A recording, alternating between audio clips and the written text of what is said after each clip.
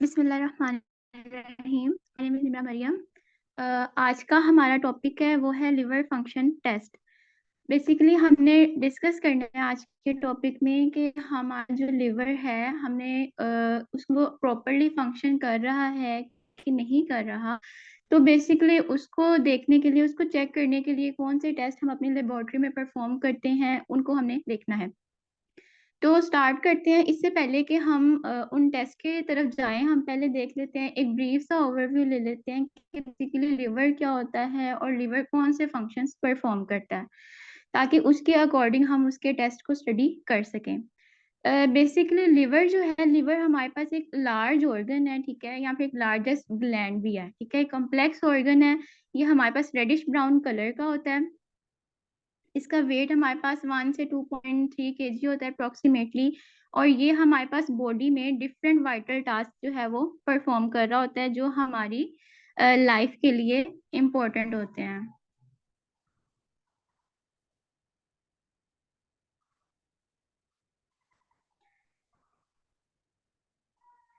इसमें हमारे पास different functions आ जाते हैं, ठीक है। ये हमारे डिफरेंट फंक्शंस परफॉर्म कर रहा होता है हमारी बॉडी के लिए, जो हमारी बॉडी के लिए वाइटल होते हैं। वाइटल से मुराद के अगर लिवर हमारे पास वो फंक्शन नहीं करेगा तो हमारी बॉडी जो है उसका सर्वाइवल जो है वो मुश्किल हो जाएगा। यानी कि वो पर्सन जिसका अगर लिवर फेल हो जाएगा या लिवर उसका काम नहीं कर रहा, तो वो पर्सन जो है उसकी विद इन 24 आवर डेथ हो जाएगी, ठीक है। तो उसकी जो मेजर रीजन होती है वो बेसिकली होती है कि उसमें हाइपोग्लाइसीमिया हो जाता है।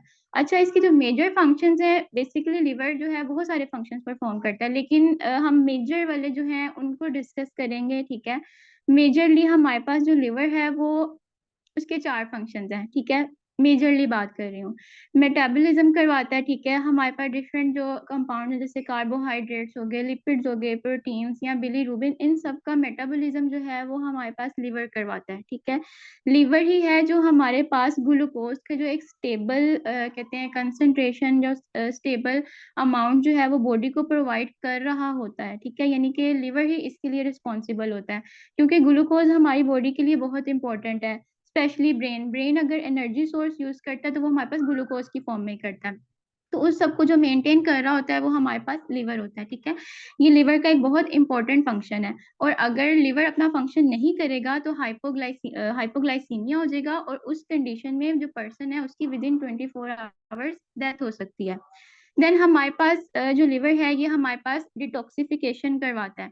डिटॉक्सिफिकेशन यानी कि डिफरेंट हार्मफुल जो सब्सटेंसेस हैं, ठीक है, वो हमारे पास उनको क्या करता है, डिटॉक्सिफाई करता है और फिर आगे बॉडी से उनको एक्सक्रीट करवा देता है। देन स्टोरेज स्टोरेज करवाता है। ये हमारे पास बहुत से एसेंशियल कंपाउंड्स होते हैं जिनकी ये स्टोरेज करवाता है, जैसे कि ग्लाइकोजन हो गए, फैट सोल्यूबल विटामिन हो गए, विटामिन ए, डी, ई, के। इसके अलावा आयरन हो गया, कॉपर हो गई, या फिर कुछ वाटर सोल्यूबल विटामिन भी, जैसे कि विटामिन B12। तो ये उसके थे बेसिक जनरल फंक्शंस। तो आगे हम बात करें तो हमारे पास ये हमने इसके फंक्शंस देख लिए। अब हम बेसिकली उन टेस्ट को डिस्कस करेंगे जो हम बेसिकली लिवर को चेक करने के लिए कि लिवर अपना फंक्शन परफॉर्म सही कर रहा है कि नहीं कर रहा, क्या कोई लिवर को इंजरी है कि नहीं है। जो हम टेस्ट करते हैं उनको बारी बारी देखेंगे, ठीक है। वैसे अगर हम देखें तो इसमें हमारे पास ALT आता है, AST, gamma GT, alkaline phosphatase, bilirubin, total protein, albumin, globulin, then AG ratio, ठीक है, प्रोथ्रोम्बिन टाइम और प्लेटलेट काउंट। अगर मैं लिवर फंक्शंस को ब्रॉडली क्लासिफाई करना चाहूँ तो मैं इनको 3 तरह से क्लासिफाई करूंगी, ठीक है। वो वाले टेस्ट जो मैं चेक करने के लिए करूंगी कि क्या मेरे पास कोई हिपैटोसेलुलर इंजरी तो नहीं हो रही, या वो वाले टेस्ट सेकंड क्लासिफाई मैं ऐसे करूंगी, सेकंड जो है वो इसलिए कि कोई बिलीरुबिन या सॉरी बाइलरी इंजरी तो नहीं हो रही, उसको डिटेक्ट करने के लिए कौन से टेस्ट होंगे, या फिर मैं हिपैटोसेलुलर जो लिवर के फंक्शंस हैं उनको डिटेक्ट करने के लिए, ठीक है। हमें पता है, हम जैसे कि प्रीवियसली पढ़ चुके हैं क्लासेस में लिवर की एनाटॉमी वगैरह। तो हमें पता है कि जो लिवर का पैरेंकाइमा है, मतलब जो हेपेटोसाइट से मिलके बन रहा है, वो 80% बना रहा होता है लिवर का, ठीक है। तो वो क्या है, सेल पोर्शन है, उसको हम कहते हैं हिपेटोसेलुलर, यानी कि अगर हम हिपेटोसाइट्स को डिस्कस कर रहे हैं तो वो हमारे पास है हिपेटोसेलुलर। और अगर हमारे पास उन सेल्स की कोई इंजरी हो जाती है या डैमेज हो जाता है तो उसको हम कह देते हैं कि ये हमारे पास हिपेटोसेलुलर इंजरी है। और उसको डिटेक्ट करने के लिए हमारे पास जो हम टेस्ट बेसिकली चेक कर रहे होते हैं या परफॉर्म कर रहे होते हैं, उसमें हमारे पास ALT आ जाता है और AST आ जाता है। देन फिर हमारे पास आ जाता है, इसके अलावा हमारे पास लिवर में बाइल का सिस्टम भी चल रहा होता है, यानी कि बाइलरी डक्ट्स होती हैं। तो बेसिकली अगर हमारे पास उन बाइलरी डक्ट्स में कोई इंजरी हो जाए या उनको कोई डैमेज हो जाए तो उनको डिटेक्ट करने के लिए हम कोई स्पेसिफिक टेस्ट या पैरामीटर्स रखते हैं। उनमें हमारे पास गैमा GT आ जाता है, अल्कलाइन फोस्फेटेज आ जाता है और बिलीरुबिन। बिलीरुबिन हमारे पास हिपेटोसेलुलर इंजरी में भी समहाउ इंक्लूड हो जाता है, ठीक है। देन हमारे पास आते हैं हिपेटोसेलुलर फंक्शंस, यानी कि हम वो वाले टेस्ट जो ये चेक करने के लिए कि क्या लिवर अपना फंक्शन सही परफॉर्म कर रहा है कि नहीं कर रहा, उस केस में जो हम टेस्ट करते हैं उसमें हमारे पास प्रोटीन्स आ जाती हैं। हम प्रोटीन्स का लेवल चेक करते हैं। प्रोटीन्स में हमारे पास एल्ब्यूमिन, लिवर हमारे पास बॉडी की प्रोटीन्स प्रोड्यूस करता है, ठीक है, उनकी प्रोडक्शन करवाता है। उसमें हमारे पास एल्ब्यूमिन हो गई, ग्लोबुलिन हो गई, ये हमारे पास क्या है, प्लाज्मा प्रोटीन्स है, ठीक है।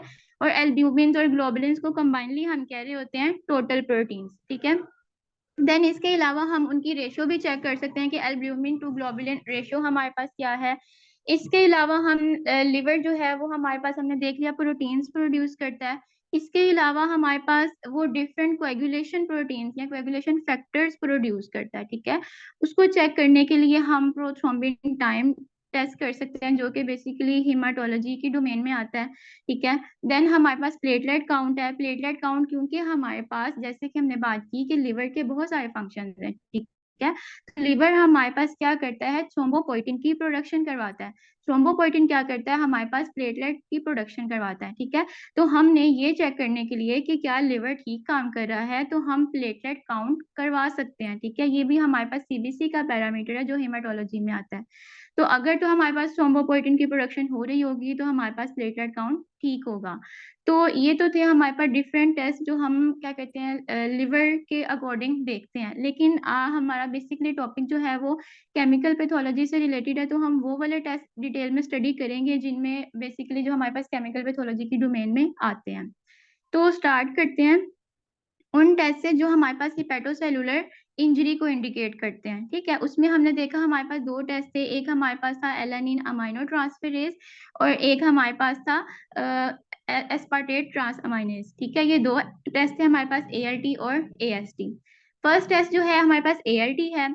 इसमें बेसिकली अगर हम एक जनरल ओवरव्यू लें दोनों का, तो बेसिकली होता ये है कि हमारे पास जो हिपेटोसाइट्स हैं लिवर के सेल्स, बेसिकली हमने जितने भी फंक्शंस डिस्कस किए वो सारे के सारे कहाँ पे हो रहे हैं, वो सारे के सारे हिपेटोसाइट्स के अंदर हो रहे हैं, लिवर सेल्स के अंदर हो रहे हैं, ठीक है।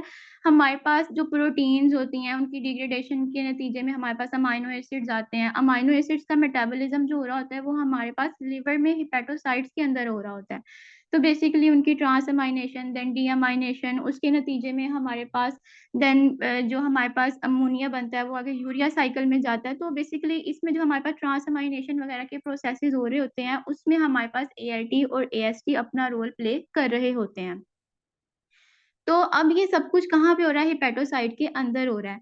इन केस अगर हमारे पास हिपेटोसाइट का कोई डैमेज हो जाता है, ठीक है, जो सेल्स हैं उनका कोई डैमेज हो जाता है तो उसके नतीजे में क्या होगा, जो हमारे पास अंदर जो एंजाइम थे हिपेटोसाइट्स के अंदर वो सेल्स के बाहर आएंगे और बाहर जाके वो हमारे पास ब्लड के अंदर एंटर हो जाएंगे।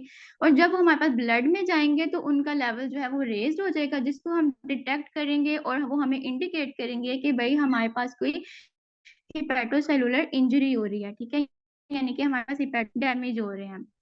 तो बेसिकली ALT और AST ये दोनों हमारे पास ट्रांसफेरेजेस की क्लास से बिलोंग करते हैं, यानी कि ये ट्रांसफर करवाते हैं। ये हमारे पास है ट्रांस अमाइनेजेस, यानी कि ये अमाइनो ग्रुप को ट्रांसफर करवाते हैं। ALT के लिए ओल्ड टर्मिनोलॉजी जो यूज होती थी वो थी SGPT या GPT, जिसको हम कहते हैं serum glutamic pyruvic trans aminase.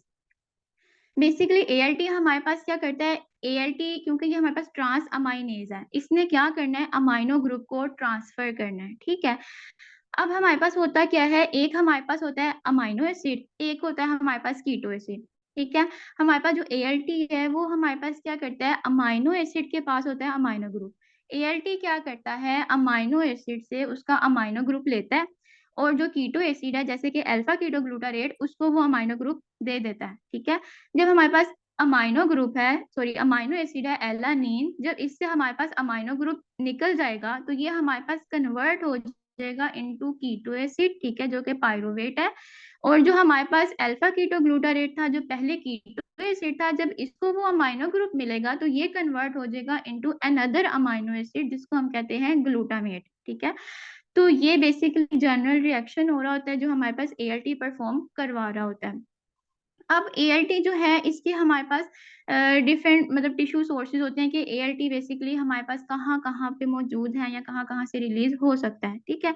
जो हमारे पास ALT है ये हमारे पास डिस्ट्रीब्यूट हो रहा होता है, लेकिन मतलब मेजरली अगर हम देखें ना तो ये हमारे पास लिवर में मौजूद होता है। वैसे ये स्मॉलर अमाउंट्स में हमारे पास स्केलेटल मसल्स में या किडनीज में मौजूद होता है, लेकिन अगर मोर स्पेसिफिकली बात करें या हायर कंसंट्रेशंस में बात करें तो ये हमारे पास लिवर में मौजूद होता है। ठीक है। इसीलिए हम बेसिकली इसीलिए हमारे पास जो ALT है उसको हम कंसीडर करते हैं कि ये मोर स्पेसिफिक है लिवर के लिए एज कंपेयर टू AST। ठीक है। अब इसका डायग्नोस्टिक सिग्निफिकेंस क्या है? हमने बात की कि ALT हमारे पास क्यों रेज़ हो रहा था? क्योंकि हमारे पास ALT कहाँ मौजूद था? हिपेटोसाइट्स के अंदर। जब हमारे पास हिपेटोसाइट्स का डैमेज हुआ तो क्या हुआ? वहाँ अंदर से ALT निकल के हमारे पास ब्लड में आ गया और ब्लड में उसकी कंसंट्रेशन इंक्रीज़ हो गई जिसको हमने डिटेक्ट कर लिया। तो अब इसका डायग्नोस्टिक सिग्निफिकेंस यही है कि जब हम लैब में अपनी क्या कहते हैं LFTs की रिपोर्ट देखेंगे तो उसमें अगर हमें ALT रेज़ मिल रहा है तो हम कह सकते हैं कि इसमें हमारे पास क्या हो रहा है, जो लिवर का जो हिपेटोसेलुलर फंक्शन है या जो हिपेटोसेलुलर इंजरी हो रही है यानी कि हिपेटोसाइट्स का डैमेज हो रहा है। ठीक है। तो हमें हायर एलिवेशंस यानी कि हायर कंसंट्रेशंस किन कंडीशन में मिलेंगी, हिपेटोसेलुलर डिजीज़ हो गई या फिर इसके अलावा लिवर के जो सेल्स हैं वहाँ पे अगर कोई इन्फ्लेमेशन वगैरह हो गई है तो उस कंडीशन में हमारे पास ALT का लेवल रेज़ मिलता है। तो बेसिकली पॉइंट जो हमने याद रखना है वो यही है कि हमारे पास ये हिपेटोसेलुलर इंजरीज़ में इंक्रीज़ होता है, एलिवेट करता है। इसका फिर हम ऐसे कैसे करते हैं, इसकी एंजाइमेटिक एक्टिविटी को चेक करने के लिए लैब में जो हम परफॉर्म करते हैं ऐसे, उसको अगर हम मेजर प्रिंसिपल वाइज़ देखें तो बेसिकली उसके लिए हम एक कपल्ड एंजाइमेटिक रिएक्शन यूज़ करते हैं। ठीक है।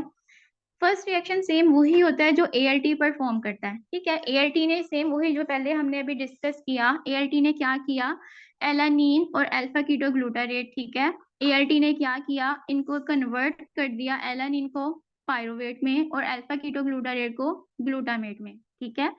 देन हमारे पास इसके नतीजे में जो पायरुवेट बनता है ना, पायरुवेट क्या करता है, अब हमने कहा कि हम कपल्ड एंजाइमेटिक रिएक्शन यूज कर रहे हैं, एक एंजाइम तो था ALT, अब हम उसकी एक्टिविटी को डिटेक्ट करने के लिए जो सेकेंडरी एंजाइम या सेकंड एंजाइम यूज कर रहे हैं वो हमारे पास है LDH। ठीक है।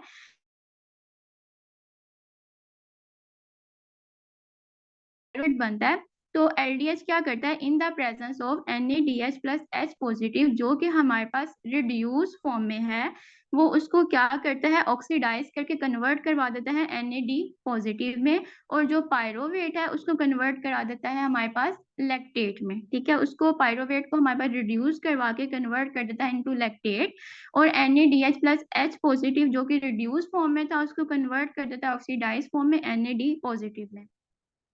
तो इससे जो हमारे पास एब्जॉर्बेंस में चेंज आता है उसको हम मेजर कर लेते हैं स्पेक्ट्रोफोटोमेट्री के लिए एट 340 नैनोमीटर, और इस जो हमारे पास रिएक्शन हो रहा होता है इसकी जो हम ऑप्टिमल पीएच देखते हैं वो हमारे पास 7.3 से 7.8 होती है। और इसमें हमारे पास जो एब्जॉर्बेंस में चेंज आ रहा होता है वो कहते हैं कि हम डायरेक्टली प्रोपोर्शनल है हमारे पास ALT की एक्टिविटी के, कि जितनी हमारे पास एब्जॉर्बेंस में चेंज आएगा उतनी ही हमारे पास ALT की एक्टिविटी होगी। रेफरेंस रेंज की बात कर लें तो हमारे पास जो ALT है इसका रेफरेंस लेवल हमारे पास होता है 7 to 45 यूनिट्स पर लीटर। देन सेकेंड हमारे पास है एस्पार्टेट अमाइनो ट्रांसफेरेज, ठीक है, या जिसको हम ओल्ड टर्मिनोलॉजीज में SGOT कहते हैं। हमने देखा, हमने ALT देख लिया और हमने AST देख लिया, दोनों सेम क्लास से बिलोंग करते हैं। ALT का हमने देखा कि वो एलानीन को यूज कर रहा था, एलानीन से अमाइनो ग्रुप को ट्रांसफर करवा रहा था, लेकिन हमारे पास जो एस्पार्टेट है, यहाँ फर्क ये आता है कि ये हमारे पास एस्पार्टिक एसिड से या एस्पार्टेट से अमाइनो ग्रुप को ट्रांसफर करवाता है। बाकी दोनों चीजें सेम है कि अगर ये भी हमारे पास हिपेटोसाइट के अंदर मौजूद होता है, जब भी हमारे पास हिपेटोसाइट की इंजरी होगी, ये हमारे पास ब्लड में निकल आएगा, ब्लड में रिलीज होगा, ब्लड में इसका लेवल जब एलिवेट होगा तो वो हमें इस बात को इंडिकेट करेगा कि भाई हमारे पास जो हिपेटोसेलुलर इंजरी हुई हुई है, ठीक है। देन इसको हम ओल्ड टर्मिनोलॉजी में कहते हैं SGOT, ठीक है, यानी कि serum glutamic oxaloacetic transaminase. इसका भी फंक्शन वही है, ठीक है, बस थोड़ा सा डिफरेंस है। ये हमारे पास क्या करता है, AST, ये हमारे पास एस्पार्टेट जो कि एक अमाइनो एसिड है, इससे अमाइनो ग्रुप लेता है, और अल्फा कीटो ग्लूटारेट जो कि एक कीटो एसिड है, इसको वो अमाइनो ग्रुप दे देता है। अब हमारे पास जब एस्पार्टेट जो अमाइनो एसिड है अपना अमाइनो ग्रुप दे देता है, तो वो हमारे पास कीटो एसिड में कन्वर्ट हो जाता है, ठीक है, यानी कि ऑक्सैलो एसीटेट। और जो हमारे पास अल्फा कीटो ग्लूटारेट है, जो कि हमारे पास पहले कीटो एसिड था, जब उसको अमाइनो ग्रुप मिलता है तो वो अनदर हमारे पास अमाइनो एसिड में कन्वर्ट हो जाता है, जो कि है हमारे पास ग्लूटामेट, ठीक है। अब इसकी टिश्यू सोर्सेज की बात करते हैं। हमने अभी पीछे बात की कि हमारे पास ALT जो था, हमने कहा कि वो मोर स्पेसिफिक है, किसके लिए, लिवर के लिए। अगर मेरे पास आप रिपोर्ट देखें, आप LFTs कराते हैं, उसमें अगर आप सपोज अभी ALT और AST देख रहे हैं, अगर आपके पास ALT की कंसंट्रेशन रेज आ रही है, तो आप कह सकते हैं कि ये लिवर में हमारे पास हिपेटोसेलुलर इंजरी हो रही है। लेकिन अगर AST की लेवल आपके पास ज्यादा आ रही है ना, तो आप खाली AST की इंक्रीज लेवल पे आप ये नहीं कह सकते कि ये हमारे पास लिवर की इंजरी हो रही है या हिपेटोसेलुलर इंजरी हो रही है। इसकी रीजन ये है कि हमारे पास जो AST है वो सिर्फ और सिर्फ हमारे पास लिवर से रिलीज नहीं होता, बल्कि वो हमारे पास अदर साइड्स है, वहां से भी रिलीज होता है, जिसकी वजह से ये हमारे पास नॉन स्पेसिफिक हो जाता है। जैसे कि हमारे पास अगर AST की बात कर रहे हैं, तो ये हमारे पास हायर अमाउंट्स में लिवर में तो रिलीज हो रहा है, या लिवर में मौजूद है।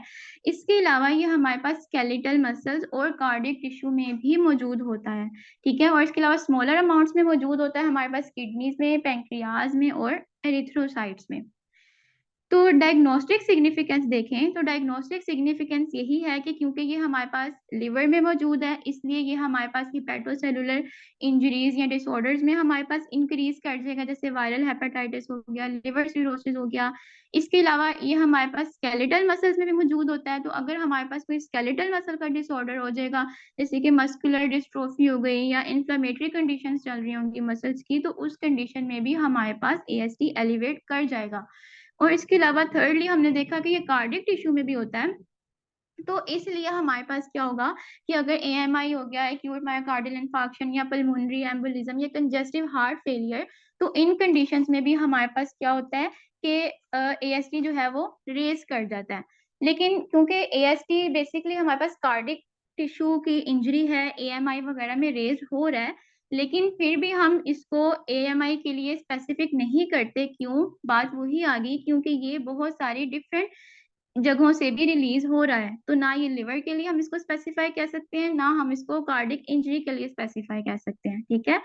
तो इसके अलावा हमारे पास AST जो है वो एग्जिस्ट करता है दो आइसोएंजाइम्स की फॉर्म में, ठीक है। इसके दो आइसोएंजाइम फ्रैक्शन होते हैं, एक हमारे पास सेल के साइटोप्लाज्म के अंदर मौजूद होता है और एक हमारे पास इसके माइटोकॉन्ड्रिया के अंदर मौजूद होता है।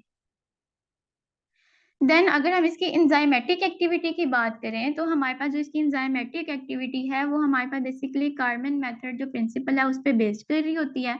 इसमें भी हमारे पास वही होता है कि हम कपल्ड एंजाइमेटिक रिएक्शन यूज कर रहे होते हैं, ठीक है। बेसिकली फर्स्ट एंजाइमेटिक रिएक्शन वही है जो हमारे पास AST परफॉर्म करवा रहा है, ठीक है, यानी कि aspartate plus alpha ketoglutarate. AST ने रिएक्शन करवाया, एस्पार्टेट को कन्वर्ट करवा दिया इसने ऑक्सैलो एसीटेट में, और अल्फा कीटोग्लूटारेट को कन्वर्ट करवा दिया इसने ग्लूटामेट में। अब हमने इस एंजाइम की एक्टिविटी को या इस रिएक्शन को डिटेक्ट करने के लिए एक सेकेंडरी एंजाइम यूज किया या सेकेंड एंजाइम यूज किया, वो था हमारे पास मेलेट डिहाइड्रोजिनेज, ठीक है।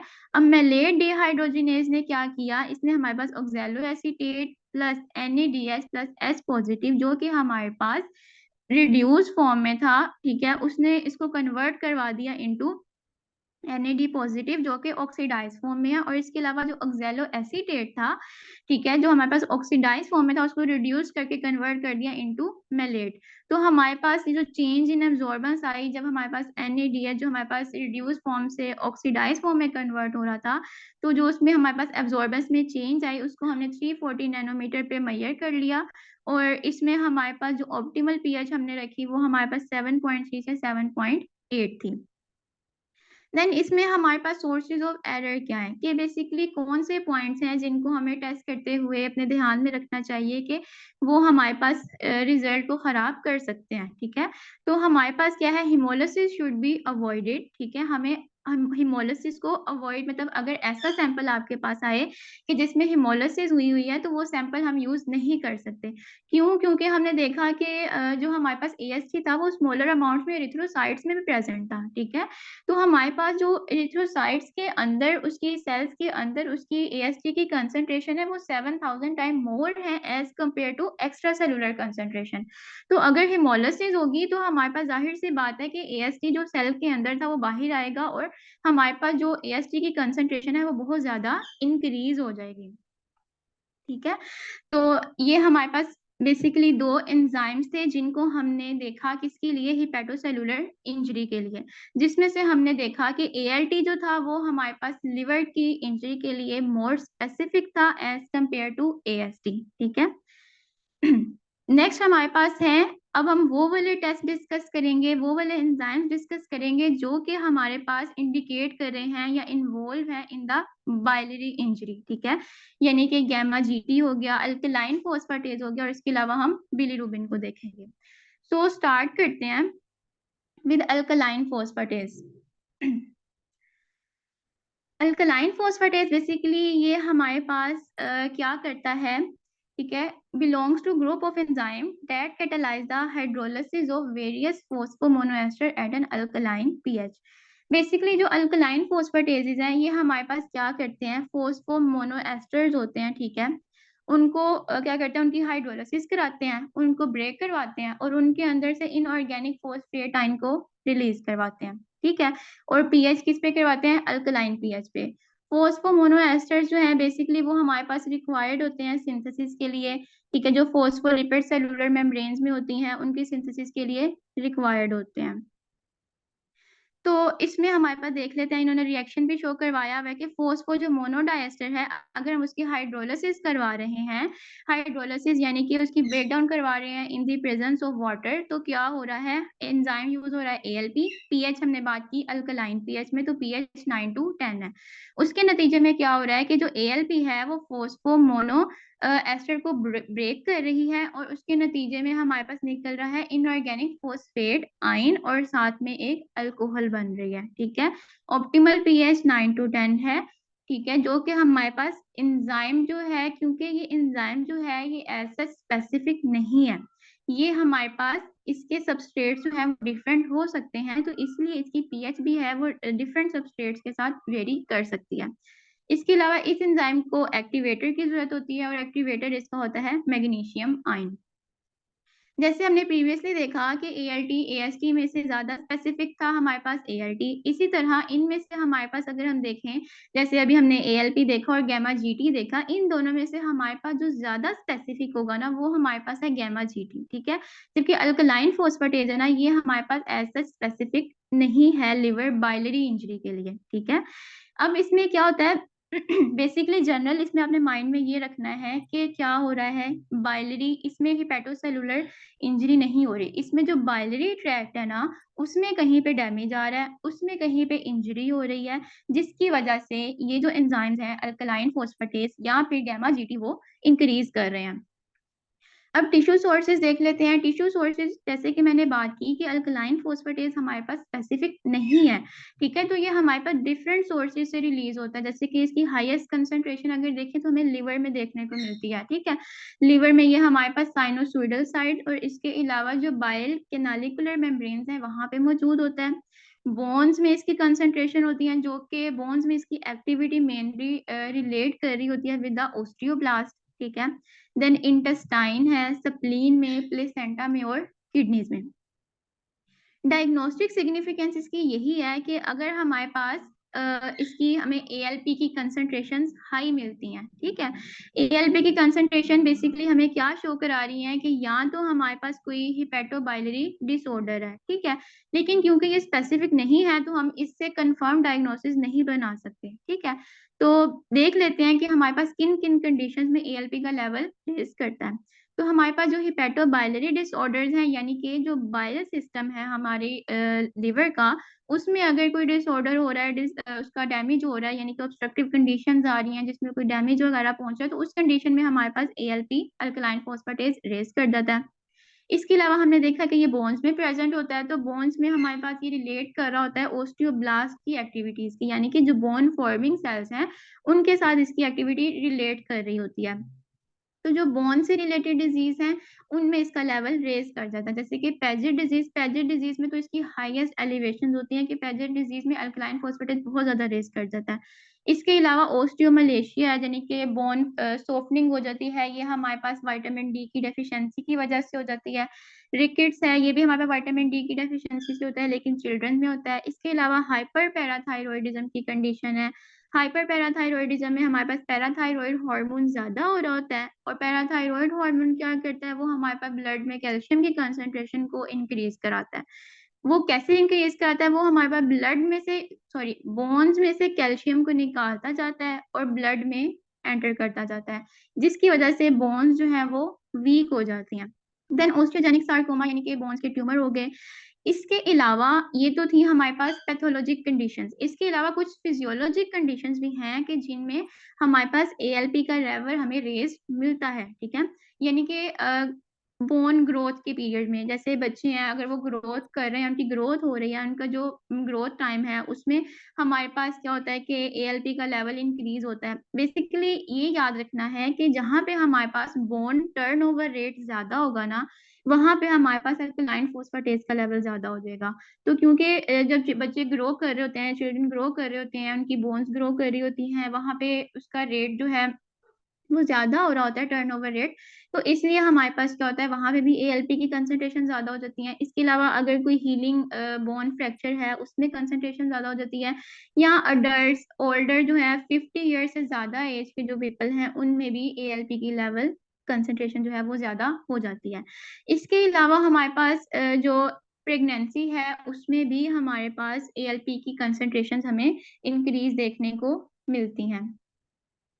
अब प्रेगनेंसी में नॉर्मली भी इंक्रीज हो सकता है, या फिर हमारे पास अगर प्रेगनेंसी की कोई कॉम्प्लिकेशंस हैं जैसे क्लेम्सिया, प्रीक्लेम्सिया, हाइपरटेंशन वगैरह या थ्रेटन्ड एबॉर्शन, इन कंडीशंस में भी हमारे पास क्या हो सकता है, ALP की कंसंट्रेशन इंक्रीज हो सकती है।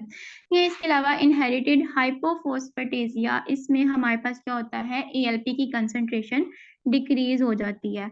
क्यों डिक्रीज होती है, क्योंकि बेसिकली क्या है, ALP अल्कलाइन फॉस्फेटेज है। अल्कलाइन फॉस्फेटेज ने क्या करना था, हमें जो फोस्फोमोनोएस्टर थे उनकी हाइड्रोलिसिस करा के हमें क्या देना था, इनऑर्गेनिक फॉस्फेट। और फॉस्फेट और कैल्शियम जो है वो हमें कहाँ पे रिक्वायर्ड होते हैं, बोन्स में, ठीक है।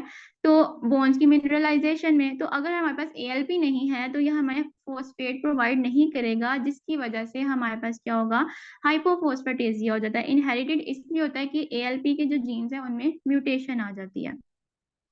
देन इसके हमारे पास डिफरेंट आइसोएंजाइम्स होते हैं, ठीक है। यानी कि हमने इसकी डिफरेंट साइट्स की बात की ना, कि ये हमारे पास डिफरेंट साइट से प्रोड्यूस हो रहा है, इसी तरह हमारे पास उसी से रिलेटेड इसके डिफरेंट आइसोएंजाइम्स हैं, ठीक है, जिनको हम डिफरेंट मेथड से या डिफरेंट टेक्निक से डिटेक्ट कर लेते हैं। वो आइसोएंजाइम्स कौन से हैं, लिवर के, बोन के, इंटेस्टाइन के और प्लेसेंटा के। इनमें बेसिकली हमारे पास आइसोएंजाइम से मुराद वो वाले अल्कलाइन फॉस्फेटेज जो लिवर में है, इसके अलावा कुछ अल्कलाइन फॉस्फेटेज की टाइप्स बोन में है, जैसे बोन, जिन्हें हम बोन अल्कलाइन फॉस्फेटेजेस कह देते हैं, या जो इंटेस्टाइन में है उन्हें हम इंटेस्टाइनल अल्कलाइन फॉस्फेटेजेस कह सकते हैं, या जो प्लेसेंटा में है उन्हें हम प्लेसेंटल अल्कलाइन फॉस्फेटेजेस कह सकते हैं, ठीक है। तो ये तो थे हमारे नॉर्मल आइसोएंजाइम जो कि प्रेजेंट होते हैं लिवर में, बोन में, इंटेस्टाइन में और प्लेसेंटा में। इसके अलावा कुछ हमारे पास एबनॉर्मल आइसोएंजाइम्स भी होते हैं, ठीक है, जो कि हमारे पास एसोसिएट करते हैं नियोप्लाज्म्स को, या कि वो इंडिकेट कर रहे होते हैं नियोप्लाज्मिक कंडीशन को। इसमें हमारे पास रीगन और नगाओ है, ये दो हमारे पास जो आइसोएंजाइम्स हैं अल्कलाइन फोस्फेटेज के, इनको हम कहते हैं कार्सिनो प्लेसेंटल अल्कलाइन फोस्फेटेज। इनको हम कार्सिनो प्लेसेंटल अल्कलाइन फोस्फेटेज इसलिए कहते हैं क्योंकि ये हमारे पास सिमिलैरिटी रखते हैं प्लेसेंटल अल्कलाइन फोस्फेटेजेस के साथ, ठीक है।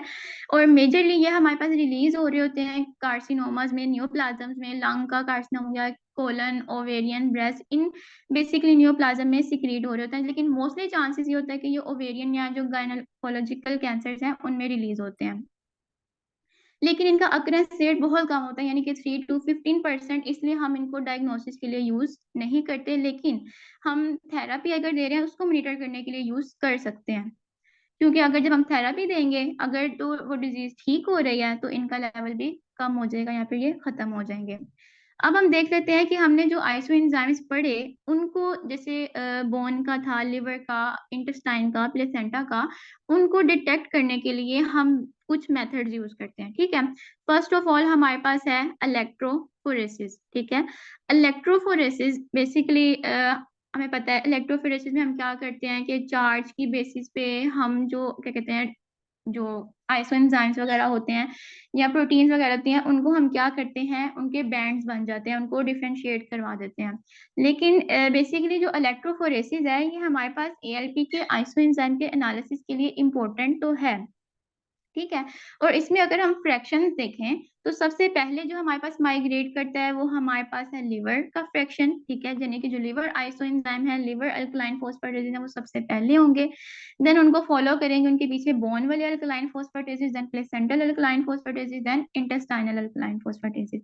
लेकिन इसमें हमारे पास समहाउ डिफेक्ट ये आ जाता है कि हमारे पास जो लिवर, ठीक है, और बोन के आइसोएंजाइम है ना, उनकी जब हम उनका जो बैंड बनता है ना वो एज सच क्लियर या सेपरेट नहीं हुआ होता, ठीक है, जिसकी वजह से जब हम उनकी क्वांटिफिकेशन करते हैं तो उसमें थोड़ी सी डिफिकल्टी आ जाती है। लेकिन अब डिफरेंट मेथड यूज हो सकते हैं, जैसे कि इम्यूनोकेमिकल मेथड वगैरह डेवलप हो चुके हैं जो कि इनको डिटेक्ट कर लेते हैं। देन सेकंड अप्रोच जो हम यूज करते हैं आइसो एंजाइम्स को डिटेक्ट करने के लिए, उसमें हमारे पास है heat stability test. Heat stability test जो है वैसे इसमें बेसिकली हम क्या कर रहे होते हैं, हीट का यूज कर रहे होते हैं, इसके नाम से है हीट स्टेबिलिटी, यानी कि इसमें हम आइसो एंजाइम्स को उनकी हीट स्टेबिलिटी की बेसिस पे क्लासिफाई कर रहे होते हैं, ठीक है, या डिफरेंशिएट कर रहे होते हैं कि कौन सा आइसोएंजाइम हमारे पास हीट के लिए ज्यादा स्टेबल है और कौन सा कम स्टेबल है, ठीक है। तो हमारे पास जो प्लेसेंटल आइसोएंजाइम्स हैं वो सबसे ज्यादा हीट स्टेबल होते हैं, देन उससे कम हीट स्टेबल होता है intestinal alkaline phosphatases, then liver and then bone, ठीक है। इस टेस्ट को हम परफॉर्म कैसे करते हैं, हम जो एएलपी एक्टिविटी है उसको सबसे पहले आपके पास सैंपल है, ठीक है, उसमें आपने एएलपी एक्टिविटी को मेजर कर लिया, देन आपने उसको हीट किया 56 डिग्री सेल्सियस पे 10 मिनट्स के लिए। उसके बाद क्या हुआ, जब आपने उसको हीट कर दिया उसके बाद आपने दोबारा उसमें एएलपी एक्टिविटी जो थी वो मेजर की। जब आपने